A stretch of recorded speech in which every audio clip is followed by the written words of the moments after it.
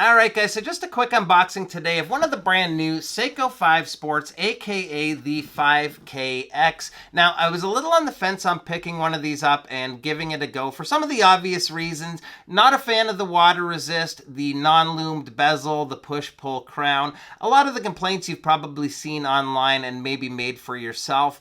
One of the big appeals with the original SKX is the fact that you get an ISO certified diver at an affordable price, and you're just not going to get that with the new Seiko 5. Without even seeing this watch in person though, I think there's one really good thing about this release, and we'll talk about that here in just a minute. But first, let's crack open the box and get into the watch.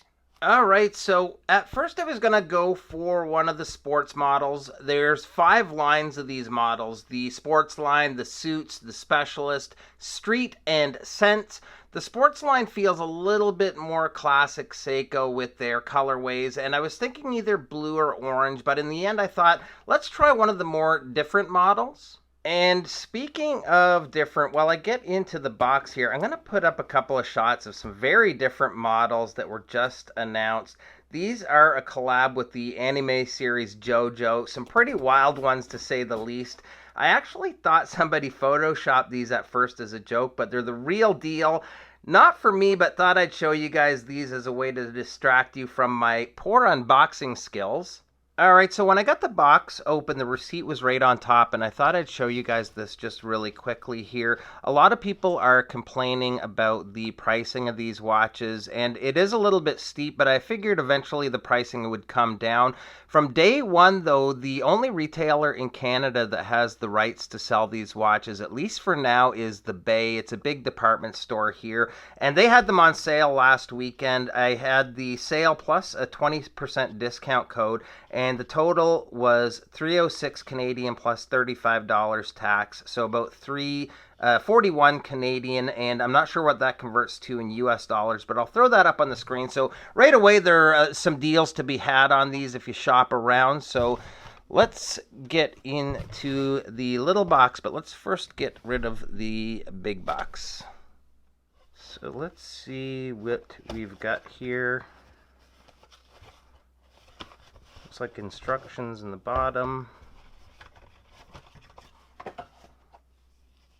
Typical Seiko instruction booklet. Not so typical Seiko box. We've got the new Seiko 5 logo that everybody's a fan of.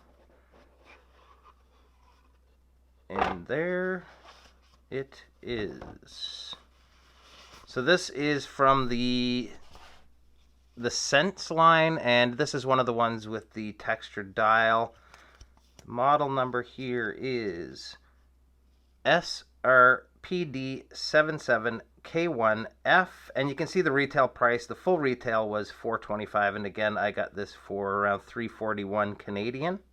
Get in a little closer here, and gotta give the bezel a turn right off the bat, and the bezel action actually feels not bad.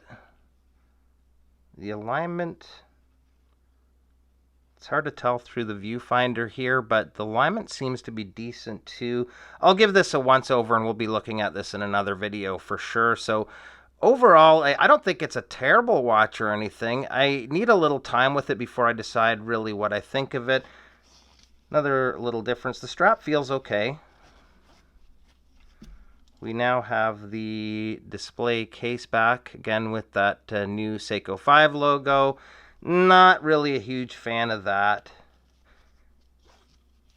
But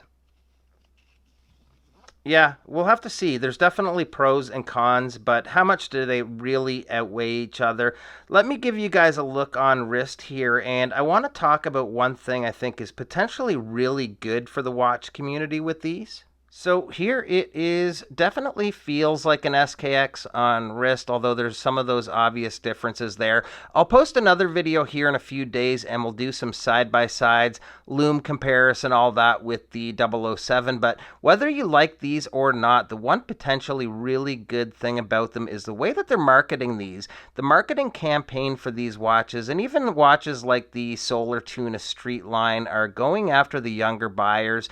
To me, this is a great way way to take back some of that slice of the market that some of these newer fashion brands has taken away and help get some new blood back into the hobby. Some of my first watches were fashion brands, and one of these I'm sure would have gotten me going in the right direction a lot quicker. I can tell you already I'd take my 007 over this 100%, but in the end, watches like this could be great to bolster the community, and I could see a lot of people getting these as their first watch. So that's it, guys. Give me a few days with this, and I'll come back with one more video on it. If there's any questions you have, if you want to ask in the comments below, I'll do my best to answer them in the next video. Thanks so much for stopping by, and we'll see you real soon. Bye-bye.